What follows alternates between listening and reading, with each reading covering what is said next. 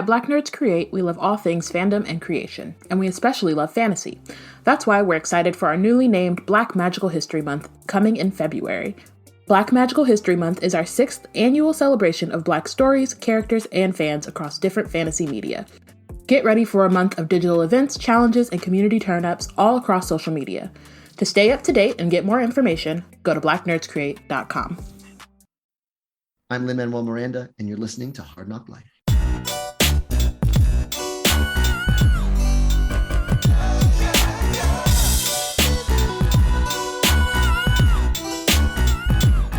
Well, it's the NOC in full color. You see me? The Hard Knock Life. Comics, movies, and TV. Yeah. Welcome to Hard Knock Life. I'm Keith Chow. I am joined by one of our biggest fans, one of our few listeners of the podcast. She's making her return triumphantly to the show. This is her first time in the co-host chair, I believe. But welcome back to the Hard Knock Life podcast, Lauran Lola. Hi, Keith. Thanks for having me back. It's been a hot minute. Yeah.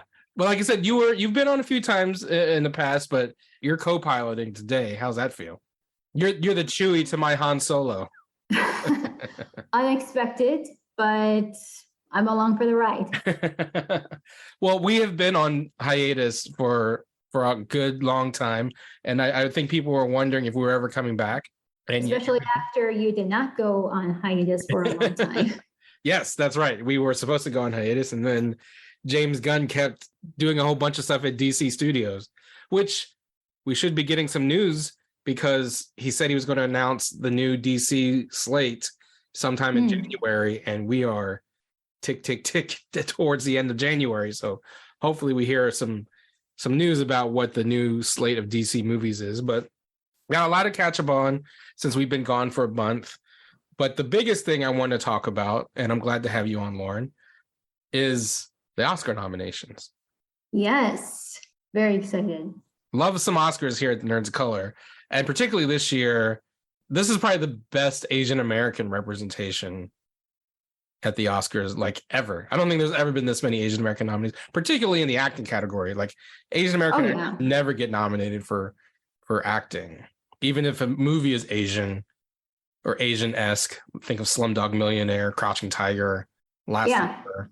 The performers never get nominated. So this year we have 4 Asian American acting nominees, 3 from one movie, right? So that's already historic. So anyway, before we get any further, what was your impression of the Oscar nominations? I am very excited for Everything Everywhere All at Once having 11 nominations. That is so exciting. I was a bit worried because it's the Academy Awards and they don't like anything fun sometimes. I'm just thinking to myself, like, if this film doesn't get nominated for literally anything, then I'm really questioning the intelligence of the entire Academy. Right. So the fact that it picked up 11 nominations is amazing. Very well deserved. Yeah. And, I think when the movie, was it March? Is that when that movie came out last year? It's been April. out for a while. March, April. So it's been like... wait. No, the world premiere was South by Southwest, which I think was last March. But it's nationwide. Theatrical release was in April. Either way, it's like, it's one of those things where, like, typically the Oscar movie comes out at the end of the year. Any movie that comes out early in the year, it's always like, well, people remember it by the time they start actually nominating Oscar movies. And, true. So there was some worry that, like, would it get nominated? I felt like at the time, like, finishing the movie, my first thought was Michelle Yeoh and Ke Huy Quan definitely deserve Oscar nominations. I didn't think Stephanie Hsu would get it. I didn't think Stephanie Hsu would get it when they announced her name. That was a big surprise. Yeah, especially since she was getting overlooked a lot. Like, she wasn't nominated for the Golden Globes, for the Critics' Choice Awards. And so the fact that she got nominated for an Academy Award is like, thank you. Someone's recognizing her skill. Absolutely. But for sure coming out, I thought Ke Huy Quan, Michelle Yeoh locks for the nomination. So I'm glad they got it. Because, even if Everything Everywhere All at Once got remembered, as we said just a minute ago, the Academy tends to forget Asian American performers, even when they nominate Asian American or Asian films, right? Like Parasite's another example of an Asian film where somehow none of the actors were, like, skilled enough to carry the movie.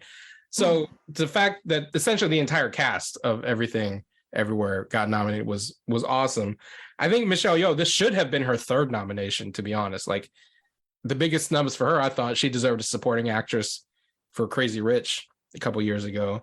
And I thought she deserved the best actress for Crouching Tiger 20 years ago, right? So this is why I hope that she gets the, and it's not that it's not deserving, but I hope she gets the Al Pacino Scent of a Woman treatment, where it's like, you know, here's apologies for not nominating you before, you know, here's your win. Because I haven't seen Tar yet, and I've heard nothing but great things about Cate Blanchett's performance in Tar. She's got 2 Oscars already. Yeah. She probably will get 2 more at some point. They're never going to nominate Michelle Yeoh again.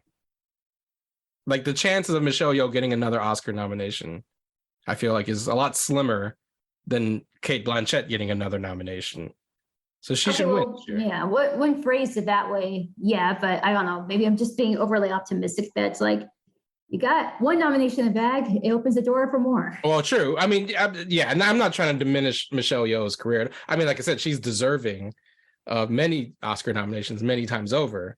But I think just if the race is between Michelle Yeoh and Cate Blanchett, and I'm a voter, I'm not a voter, but if I were a voter, I would give I mean, again, the performances alone speak for themselves, but I would give the nod to Michelle just for the fact that she, you know, this is her moment. And Cate Blanchett's going to give I'm just saying Cate Blanchett's going to give another performance that people are going to like praise her and award her for sometime in the future anyway. And I don't know that the Academy will recognize Michelle Yeoh again. That may sound cynical, but you know, I don't know if you paid any attention to the Andrea Riseborough controversy, that she's the indie actress who got a surprise nomination for Best Actress after only campaigning for like a week just because she's got famous friends. I hope that doesn't make her win the award. That would be the crazy thing if Andrea Riseborough wins Best Actress after all that stuff. And I also would be remiss to not mention the fact that this category, one of the glaring holes is that Viola Davis and Deanna Detweiler did not get nominated for Woman King. Or I was very surprised. Yeah. Talk about snubs. Yeah, absolutely. Just other than that, the other big nomination, I think, is Ke Huy Quan. I think he's the favorite. He's won all of the preceding awards. What's your opinion on his comeback, coming full circle and potentially like culminating with an Oscar win? Okay, so that's interesting because I know that a lot of hype is being done about him. It's like he was in Indiana Jones, he was in the Goonies. But the fact of the matter is that for me, I've never seen him in any of those films. So my initial exposure to him is through Everything Everywhere All at Once. Oh, really? Yeah. I mean, like, well, okay, maybe not entirely true. So he made a brief appearance in Finding Ohana, the Netflix film. Yeah. Which was his, like, that was the beginning of his comeback too. Right? Yeah. And I guess timing wise, he had to have filmed that like right before he started filming Everything Everywhere. But of course, I didn't really know who he was at the time, so I didn't even think to look for him. But like seeing, you know, his performance in this, I'm like, God, why did Hollywood turn him away for so long? He's so good. Wait, so you've never seen The Goonies? I've never seen The Goonies. And you've never seen Indiana Jones and Temple of Doom? I've never seen any of the Indiana Jones films. I smell another Lauran watches a movie for the first time post for the Nerds of Color.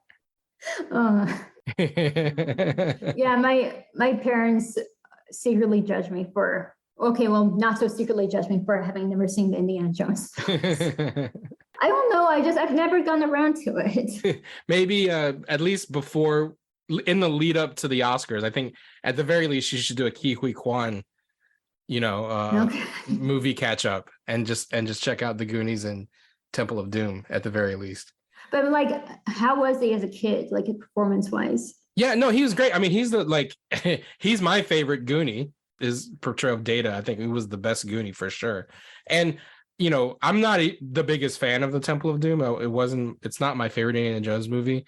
And there's some problematic aspects of that movie, like writ large, but Short Round is not one of them. Like his character, he's very much like the cute kid. And it's funny too, because I think a lot of like the narratives around his comeback story is couched in like child star coming back.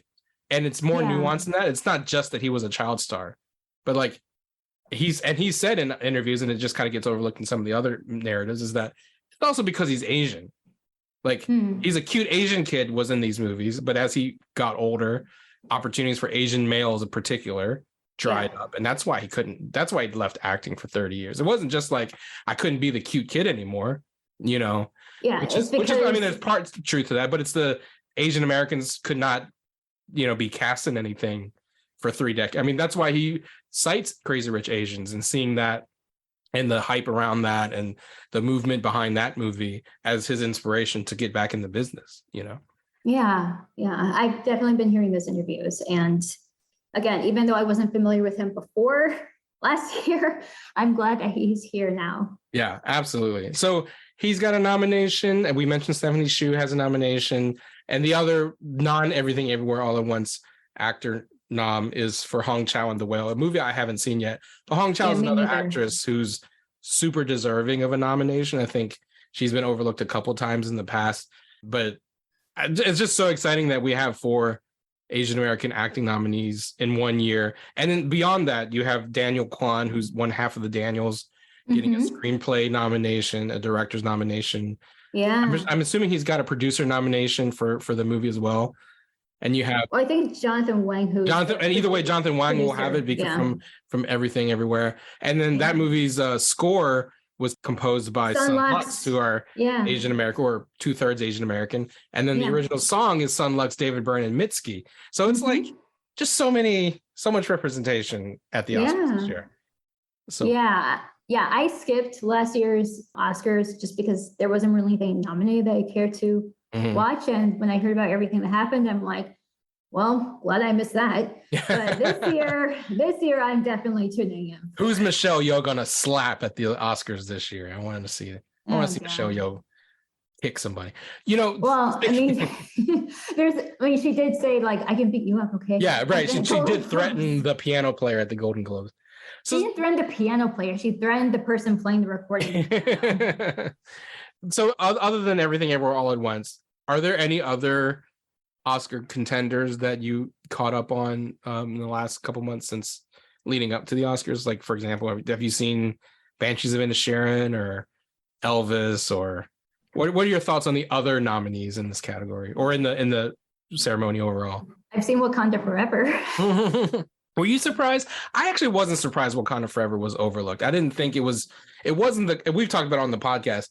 Wakanda Forever wasn't the cultural juggernaut that the first Black Panther was. Right. So I wasn't anticipating it getting any kind of, I knew Angela Bassett was going to get the supporting actress nominated, and I feel like she's and the fact that she's the first actor nominated from a Marvel for an acting award for the Academy Awards is something to acknowledge and celebrate. Yeah, for sure. Especially for the Nerds of Color, right? Like that's a big deal that Marvel's finally broken the Oscar glass ceiling, and I think she's the prohibitive favorite. But other than that, I didn't think Wakanda Forever was going to get as many nominations as the first Black Panther did. Right. Yeah, I agree. And, you know, like to give you the benefit of the doubt, like it had a lot to carry on its shoulders with, you know, all the story, all the weight of not having Chadwick there and all that. Yeah. So I've seen a few of the Best Picture noms. I haven't seen all of them. I think I've probably seen half. I've seen Everything Everywhere, of course.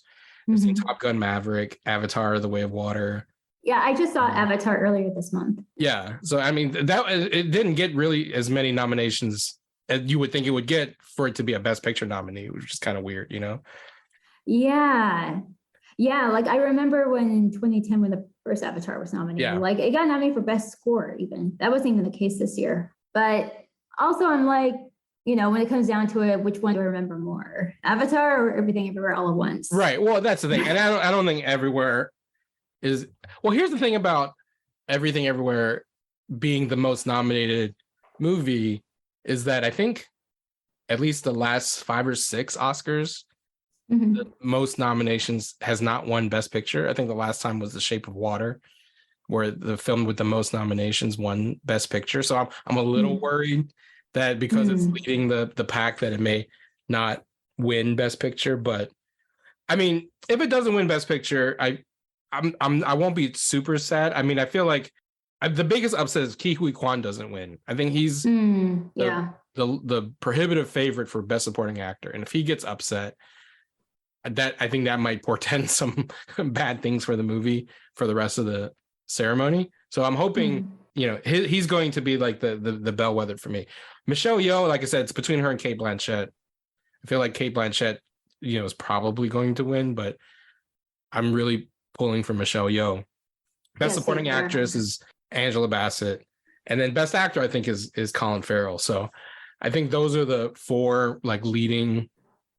That's the other thing I'm worried about Michelle Yeoh, is that I feel like the Academy rarely gives multiple acting Oscars for the same movie.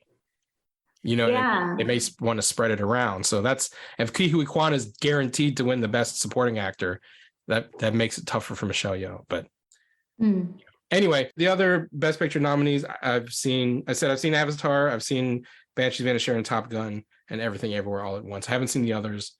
One movie I did want to ask you about is Triangle of Sadness. Were you familiar with that at all? It made a splash at Cannes, but it was also, speaking of best supporting actors, there was some potential momentum for a Dali De Leon nomination. She didn't get it, which would have given us 5 Asian nominees this year. But were you? Yeah, I haven't seen the film, but I've definitely been following the story of her, of being nominated, and of being the first Filipino, for that matter, to be nominated in those categories. Yeah, so that was we almost had 5. Yeah, that would have been really cool. But anyway, so do you have any other predictions before we wrap this discussion about the Oscars? Any other predictions? Yeah, like I gave you my acting who I think are going to win. Do you have any thoughts of who may or may not win? I think one prediction I will name is that I think "Lift Me Up" by Rihanna will win Best Song. Yeah, I think that will win over "This Is a Life."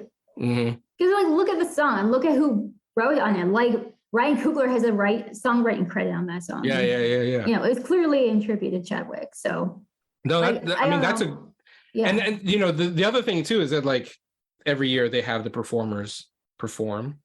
Yeah, that's an opportunity to have Rihanna perform. Like a couple weeks after performing at the Super Bowl, she'll perform at the Oscars. Yeah. I'm excited to see Mitski and David Byrne perform. I think Lady Gaga has a nomination. So yeah, that's a great prediction that it will be another Marvel win if that's the case. Marvel will go 2 for 2 for best song and best supporting actress. And then I guess I know we're both rooting for Everything Everywhere All at Once. So would you put it on the line that's your prediction that's going to win Best Pictures here? I don't know if it's my prediction. It's just what I want to happen. Yeah. Yeah, but to be honest, I have, aside from Everything Everywhere and Avatar, I haven't seen any of the other Best Picture nominees. So I wouldn't be able to really make an accurate prediction. Even right. Yeah. And then, for what it's worth, it's never about the best movie, right? It's about the movie that gets the most votes from a very like exclusive club of people. Because no one can tell me Green Book was the best movie of 2018. You know what I'm saying? Like, we won't go down that road. What we will do is take a quick break. And on the other side of the break, we're going to catch up on some trailers that we missed while we were on vacation and wrap up with what's nerd poppin'. Guess what? Goalie Nutrition is sponsoring Hard Knock Life, and you can go to goalie.com to buy apple cider vinegar gummies. They're ashwagandha gummies, superfruit gummies, and super greens gummies. And you get 10% off plus free shipping if you use the code HARDKNOCK at goalie.com. This is honestly, I've been taking the Goalie gummies now for a couple weeks, and I have to say, they're tasty and they're good for you. Have you guys been enjoying the Goalie gummies? I really like them. They're yummy, but it's a nice to add to my routine of already I normally take just straight vitamin C, so it's nice to have extra supplements. For a long time, people have praised the benefits of apple cider vinegar. And, as someone who's had to drink straight apple cider vinegar sometimes when I'm not feeling well, or, I have some joint pain and your mom was like, drink some apple cider vinegar. It's not the most appetizing home remedy, let's just say. Right. It tastes horrible. The apple cider part is ooh, does it taste like apple cider? It is no, it tastes like vinegar. But ACV is very good for you. And the fact that Goalie has been able to put the ACV into these tasty little gummies made with pectin and fruit peels, which make them vegan, which is cool. So if you're vegan, you can still rock these gummies, because everyone knows gummies are usually made out of gelatin and nasty shit. These are made out of complete non-GMO, gelatin-free, gluten-free, vegan ingredients, and you can get the benefits, all of the benefits of apple cider vinegar, taking these tasty, delicious, convenient gummies. So go to Goli.com and use the code HARDKNOCK, that's HARDNOC, just like the podcast you're listening to. Get 10% off your purchase of Goli products and free shipping. It's a much better delivery device for that apple cider vinegar. Yeah. These Goli gummies are great. You get it, and it's a 100%. delicious little candy. And I've been enjoying the Superfruits one. I did feel kind of refreshed after taking a few of those. Yeah, no, but I'm loving them so far, and they're definitely tasty. If you just want tasty gummies, at least just eat them for the yumminess. Yeah. So go to Goli.com, use the code HARDKNOCK, HARDNOC, get 10% off your purchase and free shipping at Goli.com with the code HARDKNOCK. So we are on the other side of the holidays. And one thing that the holidays always do is give us gifts. And the studios gave us a bunch of gifts while we were out, and particularly in the last couple of weeks. And that's some movie trailers and trailers for upcoming streaming shows. We'll start with the streaming show since we do have our resident Star Wars expert. She writes about all the Star Wars stuff for the Nerds of Color for us. You have thoughts on the Mandalorian trailer? It looks pretty exciting. You know, I attended Star Wars Celebration last year, so we already got early looks at what's to come for season 3 well before anyone else. And that never came out. Like the trailer for the Celebration folks was never shown. That's outside of true. Yeah. Celebration. I like as soon as I started dropping the trailers, I know we're watching them. I'm like, wait a minute, this isn't when I saw a Celebration. So it is different. I was going to ask you, that was one of the things I wanted to ask you is like, was there stuff in the Celebration trailer that wasn't here and vice versa? So this was a whole new cut footage than what you saw back in, what was it? I mean, April? there's definitely similar elements. They just might be rearranged a little differently, but I think the most recent trailer to drop recently did, I think, showed, I guess, the ruins of Mandalore, if I'm remembering correctly. And I know that, okay, so of the 2 trailers that I saw Star Wars Celebration, it was the second one where we saw like an extended cut, and it ended with seeing Mandalore in ruins for the first time. And we're just seeing them like, wow, we're really going to go there. Yeah. Well, and one of the things you do cover for us on the Nerds of Color is the animated stuff. You write about the Bad Batch, you've interviewed the actors, you've written about Clone Wars. And one of the things about The Mandalorian, especially in the last couple of seasons, like the first season Mandalorian was pretty self-contained, but like season 2 on plus Boba Fett, it's because Boba Fett, let's be honest, like it was half of it was The Mandalorian season 2.5 is very much tying into Rebels and Clone Wars, maybe some Bad Batch, who knows, right? Like what is your thought on that? Like as someone who's like super into the animated stuff, to see the animated stuff and the live action stuff for the first time really coming together. Like, you know, we get to see, I mean, we've already seen Bo-Katan, right? But like get to see her and, you know, Din maybe dueling over the Darksaber. So what's your thoughts as a huge Star Wars animation fan, seeing that stuff come to life through particularly The Mandalorian? I think as long as it's being done well, which it has so far, then I'm really enjoying it. You know, I think that prior to this recent wave of Star Wars content, I feel like a lot of people didn't really take the Star Wars animated series seriously. And even still, like to some extent, there are some people who still have never seen an episode of Clone Wars, which is so wild to consider. But now that they're incorporating them more into, you know, the current live action series and what's coming up in the year, you know, and now it's more like, hey, if you want to not be lost on the way, maybe you should check these shows out. And plus, like Dave Filoni is the man behind a lot of them. And he's been providing a lot of great content to the live action series. Yeah, I mean, he's essentially become the main source of content for Star Wars, right? He's the George Lucas, he's the Kevin Feige in a sense for Star Wars now, because of all of the live action stuff kind of runs through Dave, and then the anime stuff runs through Dave. I know there's been some controversy. I don't know how much of a book reader you are, but particularly like with Tales of the Jedi, there was some controversy around Dave kind of like contradicting stuff in the books, because like, you know, one of the things, you know, for me growing up as a Star Wars fan back in the pre-Disney days, back in the old George Lucas days, was that even though there were books and comics and even TV shows back then, the Ewoks had a TV show, for example, in the 80s, Lucas always said, you know, the canon was the movies. Everything else was just kind of like, you know, it's whatever.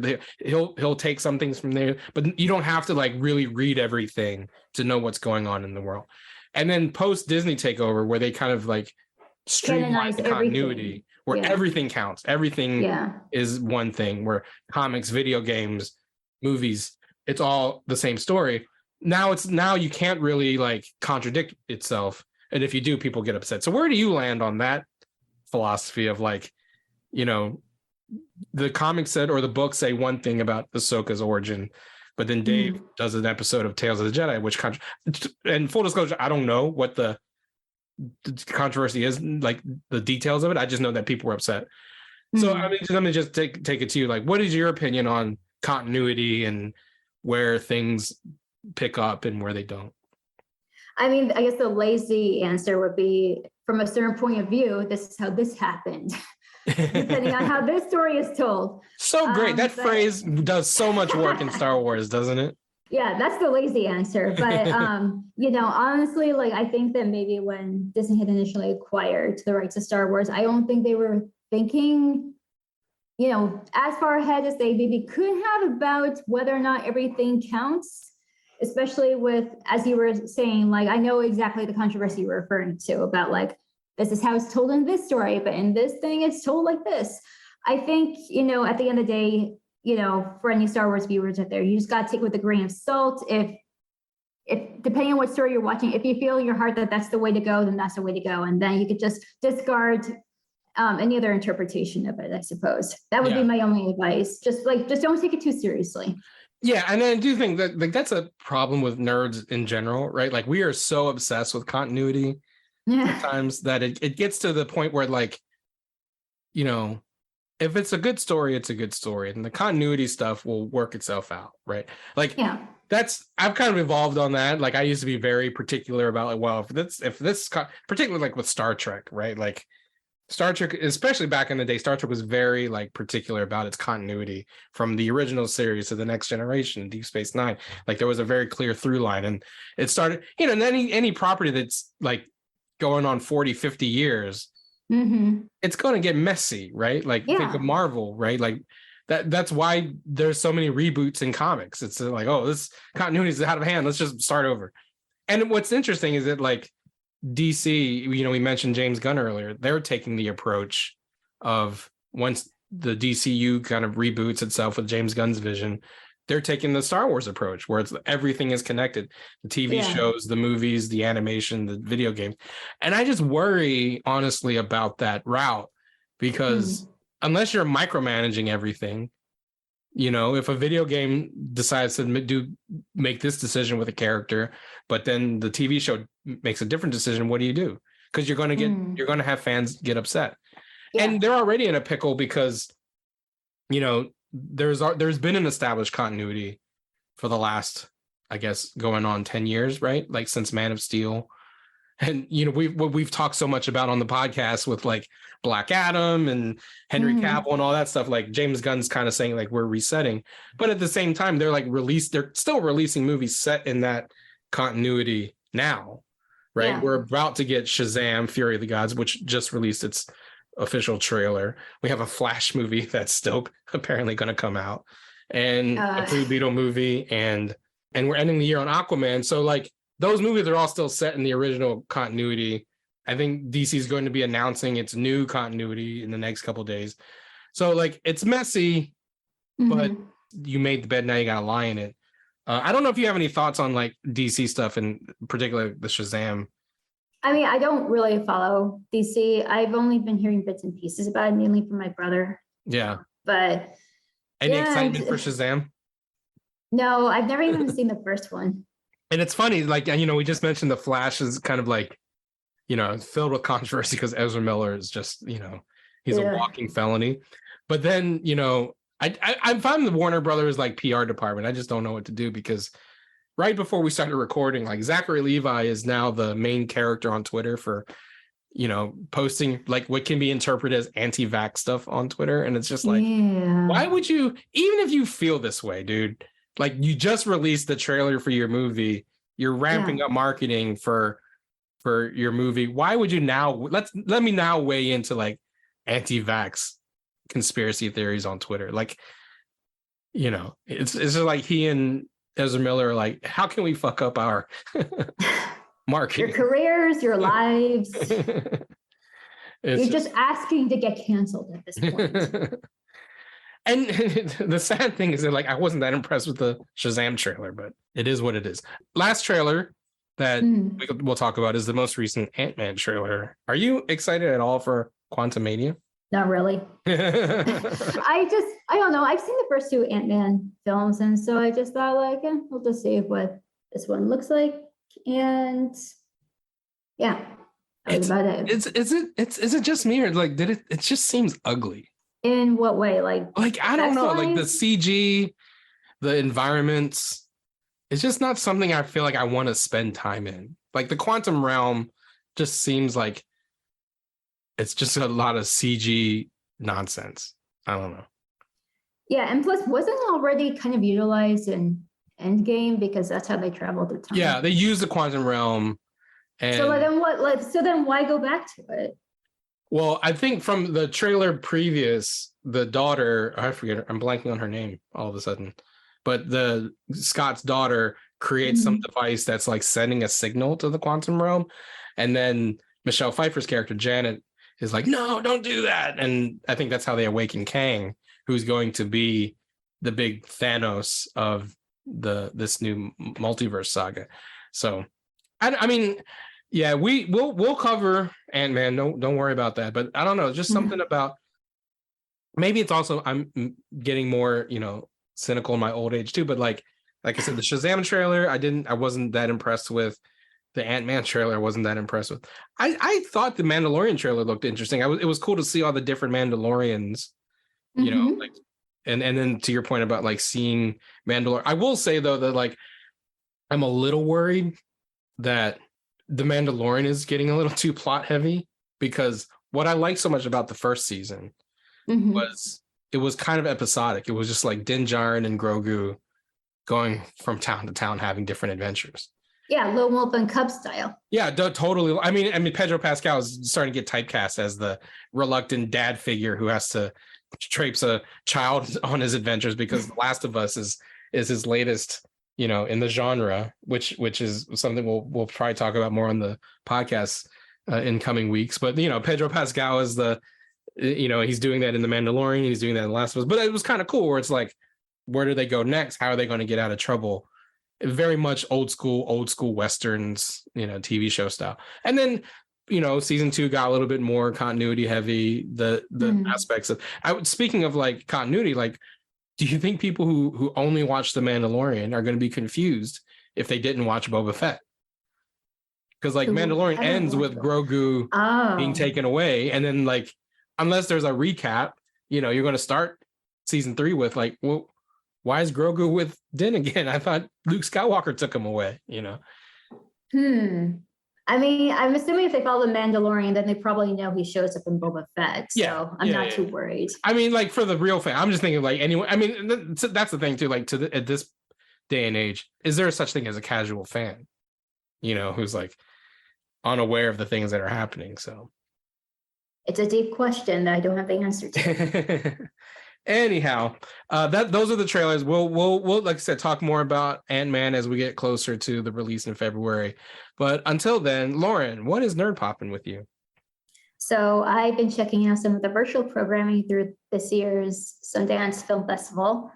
There were actually several films I wanted to check out, but most of them were only in person. So the films that I did check out online were Fremont from director Babak Jalali, Fancy Dance by director Erica Tremblay, and Shortcomings, directed by Randall Park.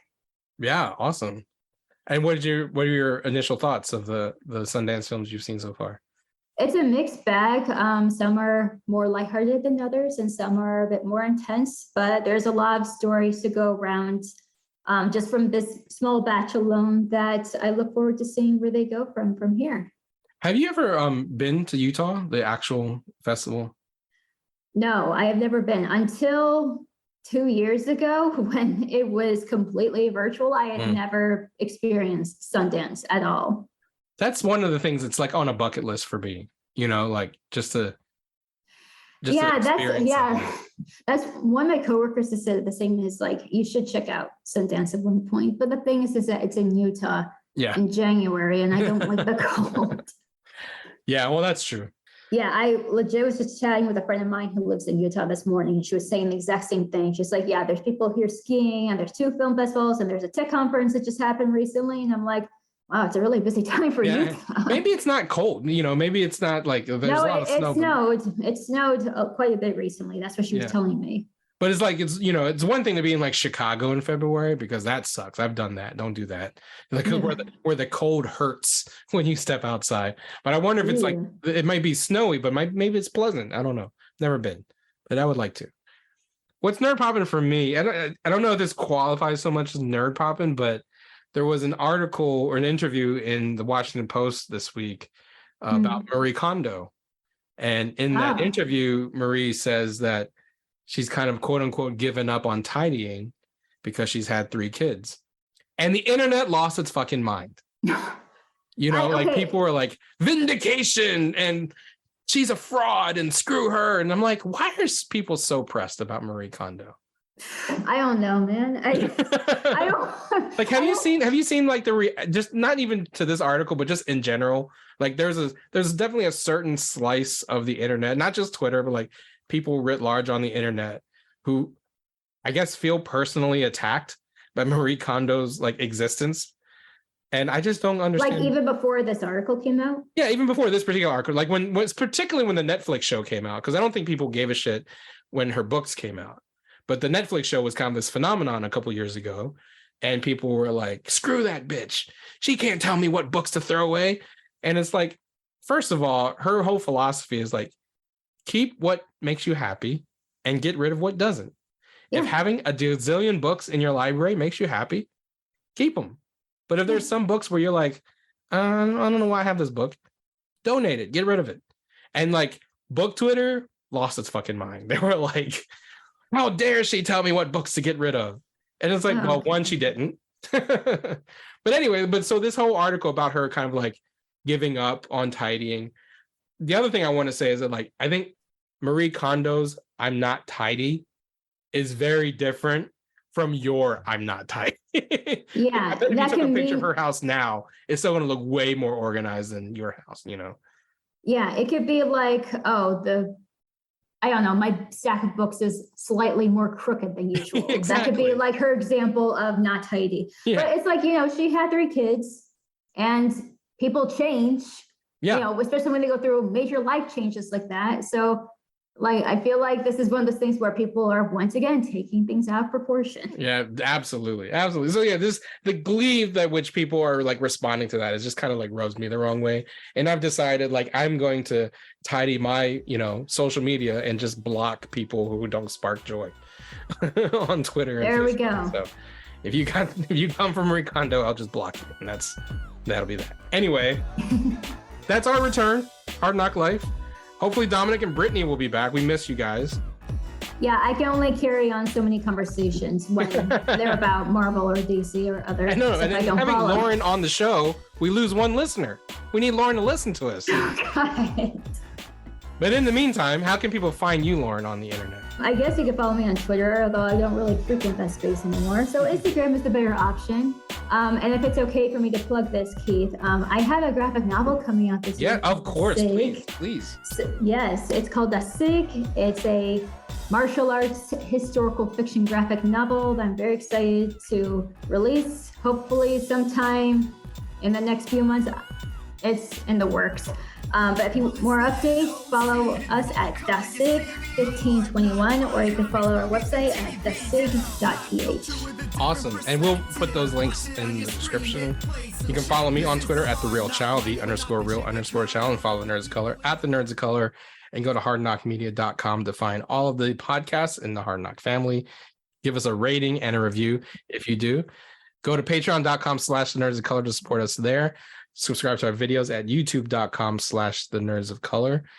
And until next time, this is the way. This is the way. I knew you were going to say that. Thanks, everybody.